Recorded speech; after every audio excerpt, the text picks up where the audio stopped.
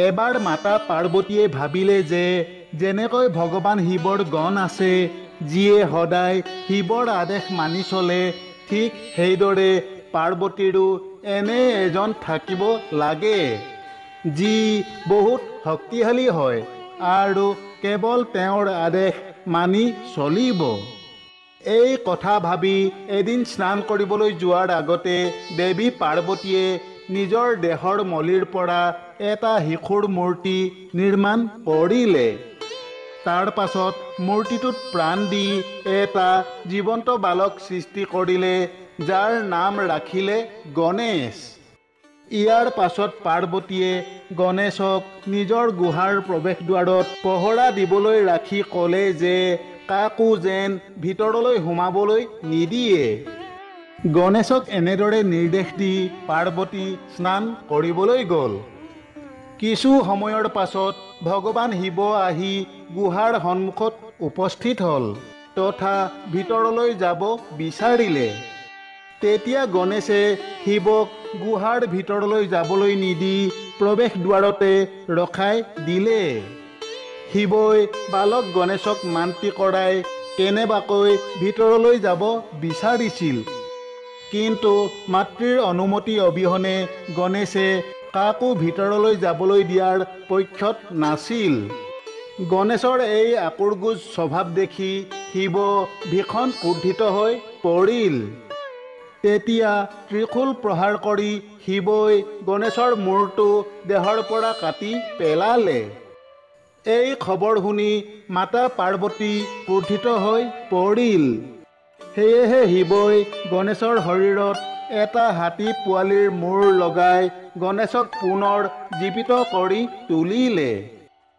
বান্ধৱসকল, কাহিনীটো ইমানলৈ আপোনালোক সকলোৱে জানে, কিন্তু আজি আমি আপোনালোকক এই ৰহস্য কথা ক'বলৈ লৈছোঁ যে ভগৱান শিৱই গণেশৰ মূৰ কিয় কাটি পেলাইছিল। এজন ভগৱানৰ ইমান খং উঠা শোভা পায়নে যে সাধাৰণ মানুহৰ দৰে খঙত সৰু ল'ৰা এটাৰ মূৰ কাটি পেলাইছিল। আহকচোন আজি সেই ৰহস্য কথা জানো, কি কাৰণেনো ভগৱান শিৱ ইমান ক্ৰোধিত হৈ পৰিল, যাৰ বাবে গণেশৰ মূৰ কটা গ'ল। আমাৰ আজিৰ কথাভাগ ব্ৰহ্মবৈৱৰ্ত পুৰাণৰ পৰা লোৱা হৈছে। আহকচোন এতিয়া আমাৰ কথা আৰম্ভ কৰোঁ।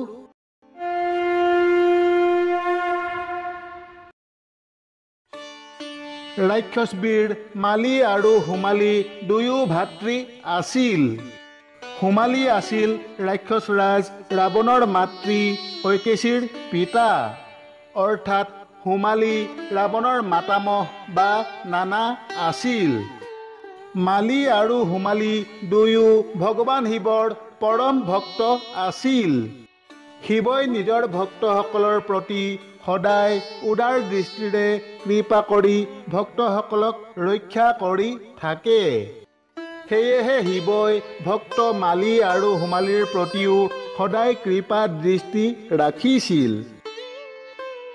এবাৰ ৰাক্ষসবীৰ মালি আৰু সোমালীৰ লগত সূৰ্য দেৱতাৰ ভীষণ যুদ্ধ লাগিছিল। মালি আৰু সোমালীৰ লগত যুদ্ধ কৰি সূৰ্য দেৱতাৰ পৰাজয় হ'ব ধৰিছিল। অৱশেষত সূৰ্য দেৱতাই মালি আৰু সোমালীৰ ওপৰত নিজৰ দিব্য শক্তি প্ৰয়োগ কৰিলে। সূৰ্যৰ দিব্য শক্তিৰ প্ৰভাৱত মালি আৰু সোমালীৰ শৰীৰ দগ্ধ হ'বলৈ ধৰিলে। তেতিয়া মালি আৰু সোমালীয়ে নিজৰ ৰক্ষাৰ বাবে ভগৱান শিৱৰ আৰাধনা কৰিলে। মালি আৰু সোমালীৰ দুৰ্দশা দেখা পাই ভক্তৰ ৰক্ষাৰ্থে স্বয়ং ভগৱান শিৱ যুদ্ধক্ষেত্ৰত নামি পৰিল। তেতিয়া শিৱ আৰু সূৰ্য দেৱতাৰ মাজত ভীষণ যুদ্ধ আৰম্ভ হয়। যুদ্ধত শিৱই সূৰ্য দেৱতাৰ ওপৰত ত্ৰিশূলেৰে প্ৰহাৰ কৰিলে। শিৱৰ ত্ৰিশূলৰ প্ৰহাৰত সূৰ্য দেৱতা অচেতন হৈ ৰথৰ পৰা বাগৰি পৰিল। সূৰ্য দেৱতা অচেতন হৈ পৰাত জগতৰ সকলোতে অন্ধকাৰ পৰিস্থিতিৰ সৃষ্টি হয়। সকলোফালে হাহাকাৰ লাগি পৰিল। এই বিষম পৰিস্থিতিত মহৰ্ষি কশ্যপে যোগ বলৰ দ্বাৰা সকলো কথা জানিব পাৰিলে। মহৰ্ষি কশ্যপ আছিল সৃষ্টিকৰ্তা ব্ৰহ্মাৰ নাতি আৰু সূৰ্য দেৱতাৰ পিতৃ। পুত্ৰ সূৰ্য দেৱতাৰ এনে দশা দেখা পাই মহৰ্ষি কশ্যপে ভগৱান শিৱৰ প্ৰতি অভিশাপ দি ক'লে, হে শিৱ, মোৰ পুত্ৰ সূৰ্যদেৱে তোমাৰ প্ৰতি কোনো অন্যায় কৰা নাছিল। তুমি অহেতুক যুদ্ধত হস্তক্ষেপ কৰি মোৰ পুত্ৰৰ ওপৰত ত্ৰিশূল প্ৰহাৰ কৰিছা, যাৰ বাবে সূৰ্য দেৱতা অচেতন হৈ পৰিল। তোমাৰ এই অপৰাধৰ বাবে মই তোমাক অভিশাপ দিছোঁ। আজি তুমি মোৰ পুত্ৰৰ ওপৰত ত্ৰিশূল প্ৰহাৰ কৰাৰ দৰেই এদিন নিজ পুত্ৰৰ ওপৰতো তুমি ত্ৰিশূল প্ৰহাৰ কৰিবা। তোমাৰ ত্ৰিশূলৰ প্ৰহাৰত তোমাৰ পুত্ৰৰ শিৰচ্ছেদ হ'ব। মহৰ্ষি কশ্যপৰ অভিশাপৰ কথা জানিব পাৰি শিৱৰ মনতো ক্ৰোধ উপজিছিল। কিন্তু সকলো ফালে অন্ধকাৰ দেখা পাই পাছত শিৱই বুজি পালে যে কথাটো দেখোন বেয়া হৈছে। যদিহে সূৰ্য দেৱতা নাথাকে তেন্তে গোটেই সংসাৰখনেই অন্ধকাৰময় হৈ থাকিব। তেতিয়া শিৱই সূৰ্য দেৱতাক পুনৰ জীৱন দান দিলে। নতুন জীৱন পাই সূৰ্য দেৱতাই প্ৰথমে পিতা কশ্যপক প্ৰণাম কৰিলে। তাৰ পাছত শিৱক প্ৰণাম জনাই নিজ ধামলৈ গুচি গ'ল। নিজ ধামলৈ গৈ সূৰ্য দেৱতাই ৰুষ্ট হৈ নিজ কৰ্ম ত্যাগ কৰি নীৰৱ হৈ থাকিল। অন্ধকাৰ জগতখন সূৰ্যোদয়ৰ লগে লগে প্ৰকাশমান হৈ পৰে। কিন্তু সূৰ্য দেৱতাই ৰুষ্ট হৈ সূৰ্যোদয় হ'বলৈ নিদিলে।